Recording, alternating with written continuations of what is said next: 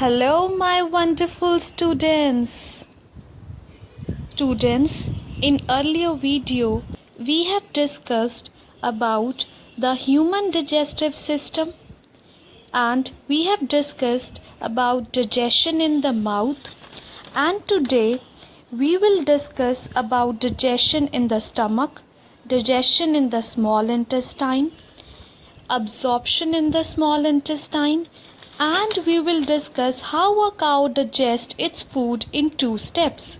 So let's start, my learners. The small intestine. So students, the small intestine is the longest part of our digestive system. It is about 7.5 meters long and highly coiled in structure. It is the part where most of the nutrients of the food are absorbed. Now students, will talk about liver and the pancreas. Liver and the pancreas also join in the digestion. So students, liver secretes bile juice stored in a gallbladder and helps in the digestion of fats. Whereas students, pancreatic juice break down protein and carbohydrates. After that, partly digested food reaches the small intestine. Where does it reach, students? It reaches the small intestine, and that intestinal juice break down carbohydrates into simple sugar such as glucose, fats into fatty acids and glycerol, and students, proteins into amino acids, and it then completes the digestion of the food. Now students, the digested food passes into the bloodstream.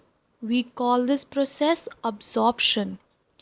So well students, there are tiny fingers like things called villi lining the small intestine. Do you know the interesting part of villi? It increases the surface area for the absorption of digested food. So then student, the absorbed substances are transported via the blood vessels to different organs of the body to build complex substances such as proteins. This is called assimilation. What does it call? This process is called assimilation. So when chyme gets into the large intestine, it absorbs most of the water and some salt out of the undigested food. This step is important, students, because recovering water keeps us safe. What does it do? It keeps us safe from getting dehydrated. So students, once most of the water is gone, solid waste move to the last part of the large intestine, which is called rectum. What does it call? Rectum. And the fecal matter is removed through the anus. This is called egestion. This process is known as egestion. So this way the human digestion completes. So now students, have you observed a cow chewing continuously even when it is not eating? What happens is, it quickly swallows the grass and store it in a rumen. Here the food gets partially digested and is called curd. So student, what happens is that the cow quickly swallow the grass and store it in the rumen. Where does it store? In the rumen, and that is called as curd. But later the curd returns to the mouth in a small lumps and the animal chews.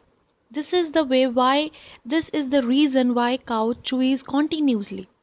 So this process is called rumination. What does it called? Rumination. And these kinds of animals are called ruminants. So students, this completes our chapter. Students, today's homework is, you all have to draw this concept map given on page number 21 of your science book in your science notebook. Thank you, my dear lovely students.